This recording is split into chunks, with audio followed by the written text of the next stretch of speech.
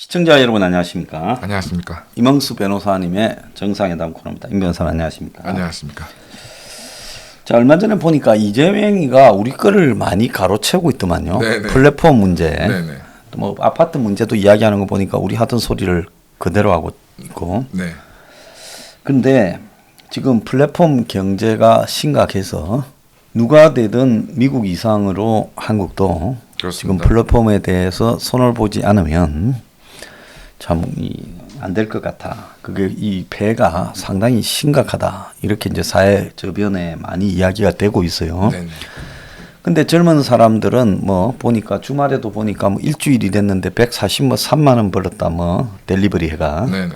그래서 그런 것들을 사례를 이야기를 하면서 마치 플랫폼 경제가 짭짤한 일자리를 창출해 준 것처럼 하는데 네.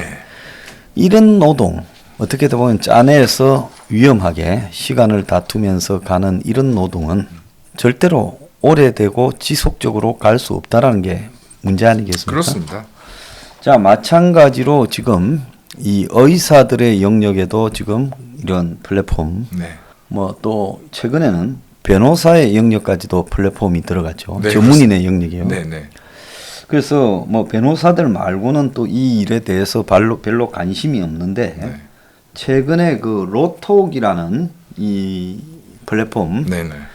이 변호사들 사이에도 굉장히 좀 문제가 되고 있는데 이걸 어떤 건지 좀 일단 소개를 좀 해주시죠. 그래서 뭐 일반적인 플랫폼과 유사한 점은 일단 첫 번째 이제 많은 이제 변호사 회원이나 네. 아니면 이제 변호사에게 사건을 이제 의뢰를 하실 이제 그런 회원들이 쭉 가입을 해서 하시면 이제 각 이제 변호사들의 프로필이나 뭐 사건 이제 진행 내역이나 이런 것들이 쭉 뜨면 이제 그걸 가지고서 이제 어떤 비변호사 회원들이 이제 변호사들과 컨택을 하고 뭐 이렇게 이제 하는 것으로만 지금 이제 얘기가 되고 있는데 뭐 특별한 거는 이제 그 로톡 들어가 보신 분은 알겠지만은 뭐 최초 상담은 또 뭐 뭐 상담료가 뭐 몇 프로 할인 뭐 이런 식으로도 들어가 있더라고요. 그래서 이게 단순히 이게 지금 뭐 로톡 쪽에서 얘기하는 것처럼 변호사들의 어떤 프로필이나 이런 것들을 쭉 소개하는 내용이라고 보기 어렵고,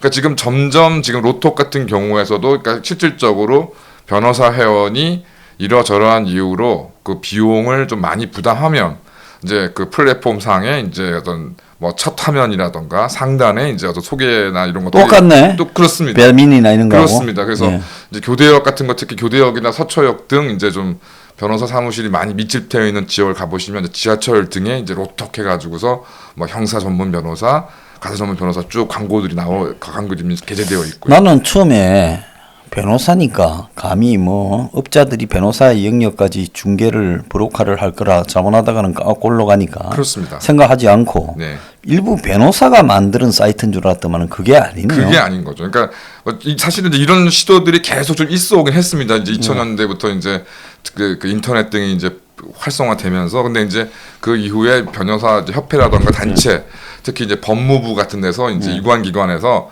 이제 이런 것들에 대한 변호사법 위반, 이제 변호사를 이제 소개하고 하는 것에 있어서는 대가를 이제 지급하거나 하게 되면 안 된다는 규정 때문에 이런 부분들이 차단이 됐었는데 로톡으로 확 폭발했습니다. 그래서 변호사 협회 같은 경우는 기존의 입장처럼 이게 여러 가지 은폐되어 있지만 결론적으로 이 로톡이라는 사이트가 변호사들을 이제 중개하고 소개하면서 무언가 대가를 받는 것이니까 이거 변호사법 위반이다 이렇게 주장하고 있는 반면 오히려 법무부가 지금 박범계가 장관으로 있는 법무부가 그런 로톡은 그런 것이 아니라 단순히 중개 플랫폼에 불과하다 뭐 이런 식으로 얘기하면서 특히 이제 이재명 같은 경우는 최근에 이제 그 형사사건 2017년에도 뭐 형사사건 변호사 보수 상한제를 도입하자 또 최근에도 아예 뭐 변호사 건당 보수를 뭐 100만 원으로 뭐 상한을 뭐 정하자 뭐 이런 식의 내용들과 함께 지금 하여튼 법무부와 변호사 단체 간에 지금 좀 일견이 지금 아주 격렬하게 대립하고 있는 중입니다. 지금 보니까 제가 한번 이렇게 찾아봤어요. 네. 찾아보니까 지금 15분 전화 상담, 네.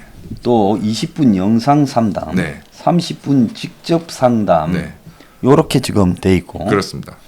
그 다음에 또 그걸 갖다가 들어가 보니까 이 지역을 찾아라, 분야를 찾아라 해가지고 또 이 분야와 지역에 네. 그래서 변호사들이 등록한 사람들이 제법 많네요. 많습니다. 예, 분야별로 뭐 이혼 106명, 상속 66, 성범죄 137, 건설 부동산 112, 재산 142, 기업 일반 59, 형사 기타 101 이래 가지고 이제 요렇게 하는데 그래서 이제 이 전화 상담, 영상 상담, 직접 방문 상담 등을 하고 그러고 난 다음에 이제 피를 받죠. 그렇습니다. 피가 어느 정도 됩니까? 그래서 뭐 아마 그게 이제 정확하게 정액으로 되어 있는 건 아닐 텐데 예. 무언가 이제 유도되는 것으로 지금 좀 알고 있고 뭐 시간당 뭐 일단은 정해진 상담료 같은 경우는 뭐 한 뭐 2-30만 원 내지는 이제 더 변호사가 요구하는 경우에 더 많이 받거나 이제 그런 건 구체적으로 좀 개별적으로 좀 정해진 경우가 있는 것으로 알고 있습니다. 예, 그래서 그래 가지고 이제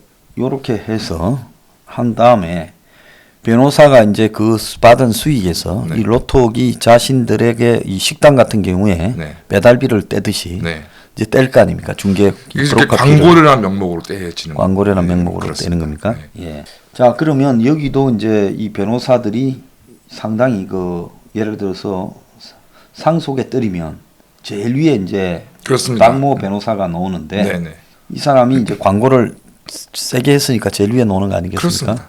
자, 그런데 변협은 지금 여기에 대해서 어떤 입장입니까? 그러니까 어쨌든 이게 명목상으로는 수입료를 나눠 먹는 구조는 아니지만 어쨌든 광고료를 통해서 이제 사실상 수입료를 나눠 먹고 있는 것이니까 실질적으로는 예. 그 변호사를 알선하는 자에 해당된다 그래서 변호사법에 위반된다라고 주장하고 있고요. 뭐 이에 따라서 이제 계속적으로 저한테도 이제 한 몇 달 전에 계속 문자가 나왔는데 그래서 로톡이 이제 로톡은 이제 변협에 인정할 수 없는 이제 중개 행위를 하고 있기 때문에 이제 법적인 절차를 착수하겠다고 하니까 장초 한 1,000명 이상 한 수천 명까지도 이제 가입을 했다가 많이 가입했어요. 예, 많이 가입을 했었습니다. 그러다가 이제 변협에서 이제 어떤 문제를 제기하겠다. 그 탈퇴하지 않으면 이제 변협 징계를 착수하겠다 그러니까 이제 상당수가 좀 많이 탈퇴를 하고 지금 현재 200여 명이 탈퇴하지 않고 남아 있는데 이에 대해서 변협이 변호사법 위반을 이유로 해서 징계를 착수하겠다고 하니까 이제 법무부는 징계에 자기들이 뭐 징계에 동의할 수 없다 이런 식으로 해가지고 지금 갈등하고 있는 상황입니다. 자, 법무부나 이 정권이 법무부 입장은 정권 입장일 건데 그렇죠. 정권이 그러는 거는 마치 이런 것이 변호사의 문턱을 낮춰서 그렇죠. 소비자에게 값싼 네. 변호를 제공한다. 네. 뭐 그런 거 아니겠어요? 그래서 이제 뭐 결론적으로 저는 좀 이렇게 생각을 합니다. 그래서 뭐 저를 포함해서 사실 변호사들이 뭐 100% 다 잘하는 것도 아니고 저도 뭐 여러 가지 이제 문제를 저도 뭐 가지고 있는 사람인데 이제 그 소장님께서도 말씀하신 부분이지만 그런 데서 문제가 있는 반면에 또 이제 어떤 시험 성적으로 어떤 공정한 절차에 의해서 이제 저희가 자격을 받아서 법조인의 일원이 되니까 좀 약간 여러 가지로는 좀 그래도 아무리 조심하는 게 있죠. 조심하는 것도 있고 네. 그래도 좀 남들하고는 다른 어떤 자부심을 이제 가지고 있으면서 그래도 이제 많은 이전의 변호사 단체에서도 이제 뭐 시국 사건이나 이런 거에 대해서 이제 많이 좀 문제를 제기했었는데 그것이 어떤 권력의 입장에서는 사실 좀 여러 가지 불편한 점이 많았지 않았습니까? 그래서 이런 것들 자체가 이제 이런 전체주의적 성향의 어떤 권력들은 이제 그러니까 전문가 집단들을 이제 약화시키려고 끊임없이 노력하고 있고 뭐 의사들도 그렇고 변호사들도 그렇습니다. 그렇게 하려고 그렇게 그런 일환으로 지금 저는 이해가 됩니다. 그래서 예. 마침 여건상 로스쿨이 도입이 됐고 로스쿨 출신 변호사들이 이제 사실상 저희 이제 법조인의 절반을 넘어가는 상황이고 그래서 물론 이제 꼭 그렇다는 연결되는 건 아니지만 이런 부분과 관련해서 이제는 아예 그냥 뭐 변호사 수임 시장 자체를 이렇게 플랫폼이 장악을 해 놓으면 변호사들이 거기에 맞춰서 이제 뭐 헐떡헐떡 수임을 하기 경쟁이 바빠지니까 뭐 정권에 대해서 비판적인 견해를 낸다거나 어떤 단체 행동을 한다는 것 자체가 원천 차단할 수 있지 않겠냐는 것이 좀 한마디로 또 변호사들을 약화시켜서 이 법에 대한 변호사들의 가끔씩 사건이 일어날 때마다 뭐 대장동 사건에 대해 언론에 인터뷰하고 그렇습니다. 특히 뭐 방송에 나와서 조언하고 이런 변호사들이 네. 이제 이 로톡이나 이런 걸 통해서 약화돼 버리면 그렇습니다. 힘이 빠지지 않겠나 그렇죠. 이런 것도 염두에 두고 있죠. 염두에 두고 있는 걸로 좀 보여집니다. 그래서 그러니까 뭐 일반 시민도 마찬가지지만 뭐 저는 이제 뭐 처음부터 사용하지 않았고 특히 이제 소장님과 이제 함께하면서 아직도 저는 제가 휴대폰으로 배달 앱을 사용하고 있지 않은데 뭐 변호사들 뭐 변호사 사무실 직원들 뭐 신나게 요기요 뭐 배달앱 기술 뭐 이런 것들 신나게 사용하고서 아 편하다고 좋다 뭐 하다가 이제 저희들 이제 다 또 떠나서 딱 저희들 이제 그 입장에서 지금 와서 보니까 와서 보니까 저희 발등이 이제 큰 일이 나게 된 거죠. 그래서 뭐 물론 이제 로또 같은 걸 통해서 뭐 이득을 보는 변호사들은 뭐 이런 거에 반대하겠지만 뭐 저를 포함해 대다수의 변호사들은 아 이게 과연 이렇게 이런 식으로 수임 구조가 나갔을 때 과연 이게 변호사 어떤 뭐 시장이라는 것이 이게 제대로 정상화 되겠나. 이제 뭐 법무부, 검찰, 법원을 넘어서서 변협을 넘어서서 또 하나의 거대 기구가 하나 발생하게 되고 그것이 완전히 법조 시장을 장악했을 때 과연 이게 바람직한 현상이라 볼 수 있느냐 지금 그런 문제가 이제 발생하게 되는 거죠. 자, 그런데 이재명이가 참 2017년에 형사사건 변호사 보수 상한제 최근에도 변호사 건당 보수 100만 원을 주장을 하고 있어요. 근데 자기가 정작 변호사를 할 때 저 사람 워낙 이중적인 게 많지만은 조폭까지 변호했잖아요. 그렇습니다. 조직 폭력배까지요. 그럼 뭐 저 양반은 도대체 뭐 하자는 겁니까? 지는 그래놓고 지 후배들 변호사들한테는 저렇게 한다라는 게 뭐 저런 사람이 있어요? 그러니까 참 자빨 성향 변호사들에 대해서는 좀 일관된 흐름이 있는 것 같습니다. 정말 그 시골에 뭐 본인들의 주장에 따르더라도 시골에 뭐 정말 무학의 배경 없는 그 정말 그런 청년이었던 노무현 이제 문재인이 그나마 사법 시험을 통해서 변호사도 판사도 되고 변호사도 되고 뭐 끝내는 대통령까지 되는 이제 거의 확실한 사다리 역할을 했던 것이 사법고시인데 이 둘이 앞장서서 그 사다리를 걷어차 버리는데 아주 앞장을 썼고 말씀하신 것처럼 이재명 같은 경우 뭐 조폭 사건 수임하는 이유야 뻔한 겁니다. 조폭들이 사건 수임할 때 주로 현금으로 막 이렇게 흔적이 남지 않은 돈으로 수임료도 주고 하고 또 그 액수도 상당히 거액이고 또 조폭 사건이라는 게 뭐 한 사건으로 끝나는 게 아니지 않습니까? 쉽게 말해서 뭐 사건의 어떤 뭐 하여튼 뭐 총체적인 망이라 할 수 있는데 뭐 이런 등등을 이유로 조폭들 사건을 수임하게 되는 경우인데 이재명도 정말 자신이 변호사 활동할 때는 지금의 뭐 경기도지사까지 할 수 있는 그 뭐 여러 가지 여건을 마련하게 된 그 변호사 보수를 이제는 뭐 지금 젊은 사람들은 더 일정액 이상은 받으면 안 된다는 식으로 만드는 게 참 대단하다. 정말 대단한 위선이다 생각합니다. 원래 그 용어에 보면 데빌스 애드버킷이라는 게 있잖아요. 네. 그 영화 제목이기도 하지만 그렇습니다. 악마의 변호사. 네네. 그렇지만 이제 사실은 좀 은유적인 표현이지 않습니까? 그렇습니다. 네. 그런데 이재명이 지는 진짜 데빌스 애드버킷처럼 해놓고 그 뭐 박철민이가 폭로한 내용에 그게 맞는지 안 맞는지는 뭐 앞으로 좀 더 봐야 되겠지만 그 내용에 보면 조폭이 물어주고 사건을 이재명이가 수임하고 또 조폭한테 또 다시 또 이 리펀드를 해주고 그렇죠. 이러면서 주고받으면서 지금 했다는 거 아니겠습니까? 그렇습니다. 네. 그래서 그 참 이런 내용으로 보자면 변호사 부분이 마치 변호사인 지가 지금 이재명 재산이 상당히 많잖아요. 저도 당연히 30억 뭐 이상 되든가 30몇 억인 것 같은데.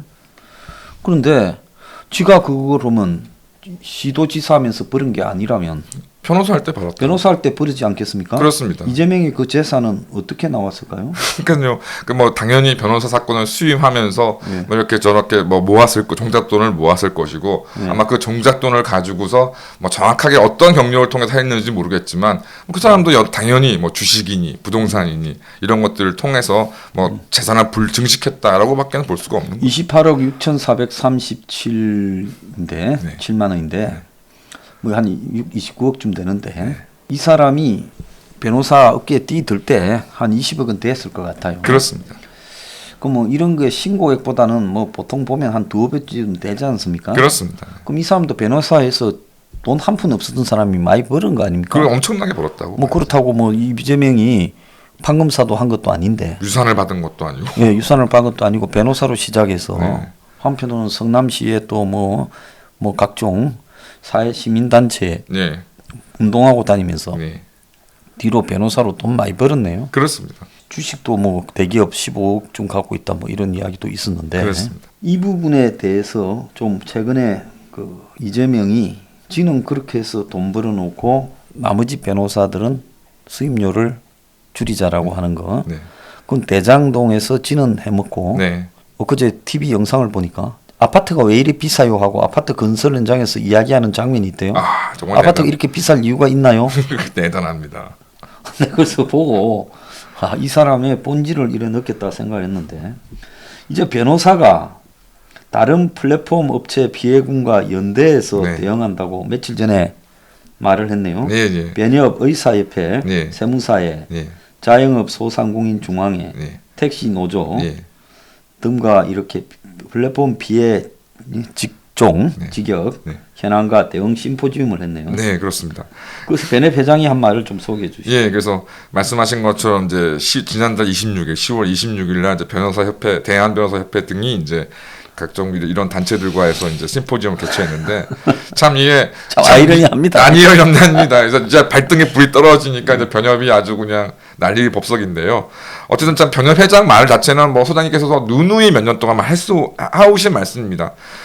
대한변호사협회장 이종엽은 뭐라고 얘기했냐면 플랫폼은 사업 초기 무료 서비스 등을 제공해 가입자 수를 늘리는 방식으로 시장 지배력을 확보한 후 자신의 우월적 지위를 이용하여 불공정한 거래 조건을 부과하는 등 게이트키퍼로 군림하고 있다라고 발언했습니다. 우리가 수도 없이 한 이야기를 수도 없이 그동안 하신 했는데. 말씀이고 네. 지금 뭐 로톡이나 뭐 로톡도 지금이야 뭐 이러저러한 이유로 뭐 어떤 회원들의 회비나 이런 것들의 납부를 뭐 유예해 주는 형태를 취하고 있고 지금 말씀하신 것처럼 지금 당장 뭐 쿠팡이니 뭐니 여러 업체들이 좀 경쟁하고 있으니까 뭐 실제로 뭐 일주일 동안 140만 원씩 벌었다는 뭐 청년들이 있긴 할 겁니다. 근데 이것이 아시는 바와 같이 쿠팡이 정말 일본의 송정희 회장을 포함해서 엄청난 사람들도 자본을 이제 투자를 받아가지고 지금 엄청난 적자를 보면서 또 계속 이제 뭐 쿠팡맨들을 모집하고 하는 이유는 딱 하나. 이제 아직까지는 여기저기에 이런 이제 운송업체들이 남아 있으니까 그들과 경쟁하기 위해서 그들을 죽이기는까지는 이제 이렇게 하지만 요 상황이 정리가 되고 딱 지배력을 아주 확고한 독점적인 지배력을 확보하는 그 순간 이제 뭐 인건 비용 지출이라던가 그다음에 어떤 회원들의 회비라던가 이런 거에 대해서 막 무자비하게 이제 인상을 하게 되는 것이 우리가 지난 이제 그 택시 플랫폼 관련해서 저희가 목도했던 바이고요.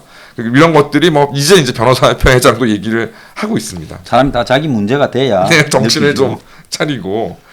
그러니까 이제 그 성명서에도 보면은 뭐 지난 몇 년간 전 세계에는 뭐 무섭게 성장하는 플랫폼 기업의 혁신이라는 이름으로 찬사를 이어왔다. 그다음에 진입 초기 플랫폼은 탈법을 소비자 후생으로 감추기 위해 단기 출혈을 감추며 서비스를 제공하지만 독점력을 확보한 후에는 어김없이 사업자, 노동자, 소비자 모두에게 기생해 부당한 이익을 착취하는 게이트키퍼가 되었다고 성명에서 지적을 했습니다. 자, 게이트키퍼라는 거는 그야말로 문지기 역할, 네. 독점을 하면서 입구에 서서 서양에 보면 맥주집에 네. 제일 얄미운 게이트키퍼가 그렇죠. 맥주 실컷 마시고 화장실이 급해서 가려면 네. 할매가 딱 앉아갖고 그러면 이래 넣으면 동전이 없어가 또 동전 밖으로 갖다 하려면 쌀 것 같죠. 그렇죠. 그래서 얄미운 게이트키퍼인데 네. 그래서 문을 장악해서 그렇죠. 길목을 장악해서 그렇습니다. 길목에서 한마디로 돈을 뜯어낸다.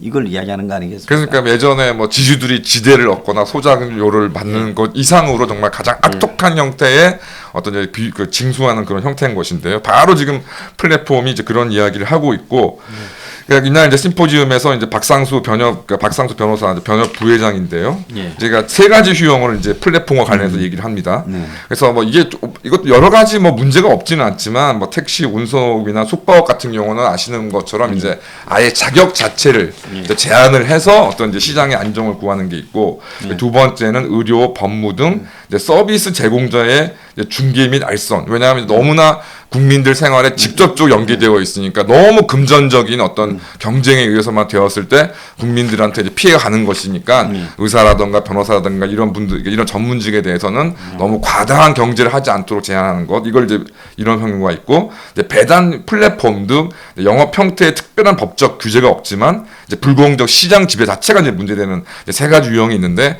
지금 아시는 바와 같이 뭐 요기요나 뭐 배달의 뭐 민족이나 이런 게 이제 아니면 그리고 최근에 제가 이제 뭐 저는 거의 이제 배달 음식을 해 먹지 않는, 시켜 먹지 않는데 가끔 이제 요즘에 이제 뭐 가끔 시킬 때 아예 이제는 뭐 식당 자체에서 우리 전화로 배달하지 말고 예. 그냥 뭐 배민이나 이런 걸 이용하는 식으로 돌리는 경우가 왕왕 있죠. 예, 식당들이 있습니다. 부러움을 느끼고. 그 완전히 이제 뭐 제가 볼 때 어떤 약정이라던가 막 그런 것들 때문이 아닌가 싶은데요. 그렇죠. 예, 그 따로 배달 주문 전화를 받으면 안 된다. 안 된다 뭐 예. 이런 식의 어떤 그런 거 있는데 이만큼 지금 이제 요식업계는 완전히 그런 플랫폼에 의해서 장악이 되었고 그다음에 이제 택시 같은 경우에 이제 물론 뭐 택시 기사들이나 택시 업계가 무언가 독점적인 이익을 통해서 전체적으로 국민들이 어떤 이런 택시 요금이라던 것이 너무 좀 비싼다 뭐 하는 경우들이 있는데 최소한 우리나라는 절대 아닙니다. 그러니까 일본이라던가 뭐 서구 선진국 같은 경우에 그다음에 뭐 미국 같은 경우에 아예 택시 자체가 운행하지 못하는 지역들이 있으니까 이제 그런 데는 뭐 우버라던가 이런 형태가 필요하지만 우리나라는 택시 요금 자체도 지금 좀 크게 높지 않고 실제로 택시 기사들이 뭐 한 달에 받아가는 월급이 뭐 150이냐 200이냐 이런 상황에서 이런 걸 만약에 무력화시켰을 때 그다음에 많은 지금 안 그래도 그렇게 규제를 하고 있음에도 사실 뭐 잘 아시는 바와 같이 그 자가용 그 택시가 많이 운영되고 있는 상황인데 이런 것들을 완전히 택시나 이런 거에 대한 규제가 완전히 무너지게 되면 과연 그렇게 발생되는 공공적인 또 안전은 누가 책임을 질 것인가 하는 문제. 뭐 전문가들 같은 경우는 조금 더 여러 가지 생각해 볼 여지가 있긴 하지만은 사실 뭐 변호사는 아시겠지만은 사실 뭐 배고픈 변호사보다 더 무서운 게 없다는 그런 얘기가 있지 않습니까? 그래서 좀 그런 점들을 봤을 때 최소한의 어떤 이런 그 규제는 유지가 되어야 된다라는 거 봤을 때 이 플랫폼의 악영향을 이제야 변호사 단체에서 좀 얘기한다는 게 하여튼 좀 약간 좀 웃기기도 하지만 그나마 긍정적인 모습을 좀 보이는 게 아니냐. 뭐 어차피 자기가 당해야 느끼는 거니까. 그렇습니다. 우리가 몇 년 전부터 이야기 온 건 이제 각자가 다 당하면서 그렇습니다. 느끼는 거죠. 네. 그래서 이제 우버 같은 경우에는 택시 자격을 한국에 타다도 네. 택시가 아닌 게 택시 형세를 하지 않습니까? 그렇습니다. 이걸 이야기하는 거예요. 그렇습니다. 그다음에 에어비앤비 같은 경우에는 숙박업소가 아닌데 네. 민간인이 그냥 네. 자기 집을 숙박으로 내놓게 되지 않습니까? 그렇습니다. 네. 그런 문제를 이야기하는 거예요. 그렇죠. 그다음에 의료나 법조계, 세무, 회계 이런 전문가 영역 같은 경우에는 그야말로 전문가의 이 독자적인 이 맨투맨 서비스를 네. 그럼 이 브로커를 가지고 네. 중개 알선을 갖다가 보편화시켜가 네. 이제 그걸 갖다가 전문가의 접근이 이렇게 어려운 부분을 쉽게 해준다라는 명목하에 네. 그 질적 서비스나 신뢰를 떨어뜨리려고 하는 거야. 그렇습니다. 그게고요. 네.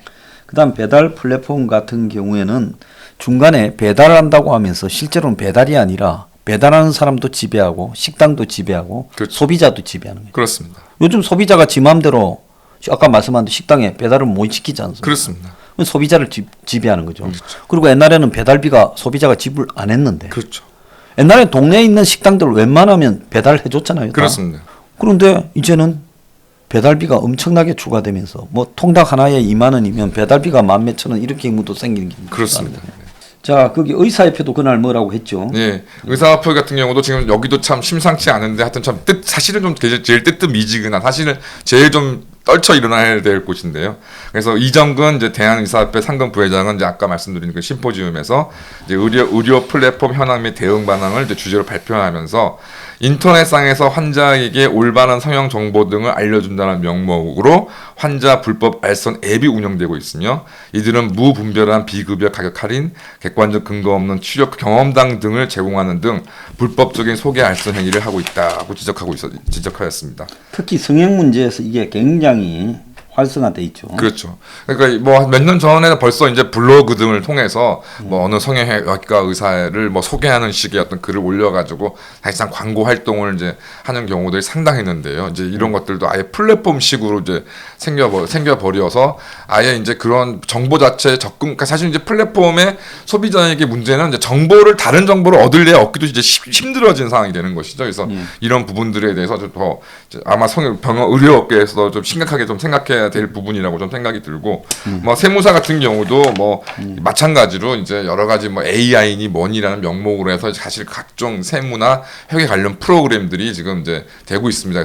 그래서 제가 개인적으로는 뭐 기술적인 가능성을 좀 넘어서서 뭐 결과적으로 이 부분에 대해서 이제 세무사나 회계사, 뭐 변호사들 같이 이런 전문인들한테 여러 가지 특혜적인 것들을 부여하지만 또 대신에 이것이 무언가 잘못됐을 때는 저희들은 이제 하여튼 그 직업적인 어떤 윤리나 이런 것 등등에 대해서 책임을 이제 질지 않을 수가 없거든요. 근데 이제 이런 경우에 이제 AI 같은 경우에 만약에 어떤 이제 사용하셨다가 무언가 잘못이 발생했을 때 이걸 과연 누구한테 책임을 물을 수 있을 것인가 하는, 요즘에 뭐 자율주행 자동차 같은 경우에도 이제 그런 법적 책임 문제 기속이 좀 문제가 되고 있는데 이 경우도 마찬가지입니다. 그래서 이런 부분에 대한 뭐 상세한 어떤 검토 없이 뭐 세무 프로그램을 통해 가지고서 기장을 처리한 다음에 만약에 뭐 세무 당국에 의해서 무언가 문제가 발생하게 지적을 당하게 되면 이 문제를 어떻게 할 것인가, 이런 등등의 문제가 사실 법률적으로 더 좀 검토가 되어야 될 부분인데 지금 벌써 이제 세무사 업계에서도 아마 지금 플랫폼 때문에 골머리를 썩고 있는 모양입니다.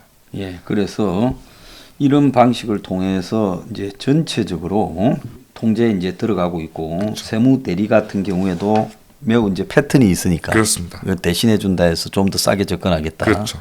이렇게 하면서 지금 이런 쪽을 끌고 가고 있는 부분이 보여요. 네.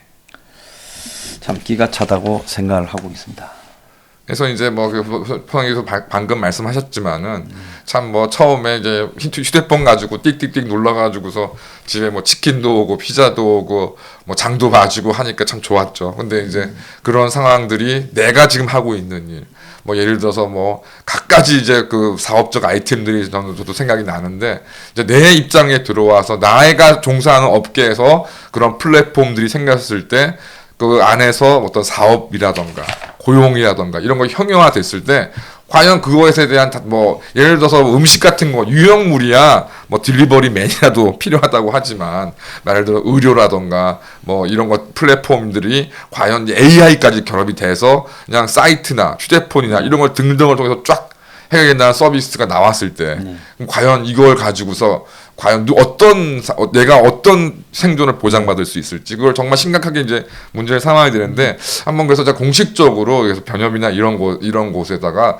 저희 당 혁명 21의 이름으로 한번 다음에 앞으로도 이제 이런 상황을 진행했을 때 혁명 21이 더 올해 최초로 이런 문제를 제기하고 지금 움직여 왔다는 것을 한번 제가 제 개인 명의라도 한번 좀 내용을 알려서 다음에 이제 만약 변협에서 이렇게 한다고 생각이 들면은 좀 제대로 된 사람을 초청해서 좀 자세한 얘기를 나눌 수 있는 기회를 좀 변협이 갖기를 좀 바랍니다. 자, 그래서 이게 과학 기술의 발달과 이 4차 산업 이 부분을 악용해 가지고 대중들을 현혹시킵니다. 네. 그리고 정치인들을 현혹시키고 이러면서 공무원들도 현혹시키면서 결국 그것이 과학기술의 발달과 아무 상관없는 그렇습니다. 게이프트 키프, 즉 길목에 서서 추가로 세금을 거두는 이런 역할을 수행하는데, 지금 통닭에서 보면 통닭값도 올랐고 배달료도 올랐습니다. 네. 결국 그리고 이 가게도 이 수입이 줄어들었고, 그렇습니다. 이것들 때문에 못 살겠다고. 네. 그런 사람이 한둘이 아니에요. 네. 자, 배달하는 청년만 좋으냐? 그거는 청년들이 건강함을 무기로 아주 값싸게 소비하는 거죠. 그렇죠. 그거 배달해서 한 5년 이상 살아남는 사람은 거의 없습니다. 어디가 분질러져도 분질러지죠. 자, 그래서 이런 사기극이 오늘날 이 기술 혁신의 이름으로 마음대로 이루어지고 있는 나라가 지금 대한민국이다. 미국도 지금 이거 문제 때문에 심각해요. 그렇습니다. 3분의 2의 청년 직장이 이게 델리버리. 네. 예, 심각한 상황. 그러니까 이제 한 10년 전부터 프랜차이즈 커피 같은 거 이제 대표적인 게 카페베네 같은 거였는데 거기서도 결론적으로는 이게 막대한 자본을 어디선가 유치를 해서 뭐 미디어등 뭐를 통해 가지고서 이제 어떤 이 시장을 장악하는 쪽으로, 사실상 이게 자본을 확 투여해 가지고 시장을 장악하는 쪽으로 움직여서 여러 가지 문제가 발생했었던 것인데요. 지금 플랫폼도 정확하게 그런 모습을 좀 보이고 있는 것 같아서 이거를 뭐 정말 과학기술의 어떤 발전의 일면이다 뭐 이런 것으로 절대 통치할 것이 아니라 좀 더 냉정하게 좀 접근을 해야 되겠다라는 생각이 좀 많이 듭니다. 자, 감사합니다. 오늘 출연해서 감사합니다.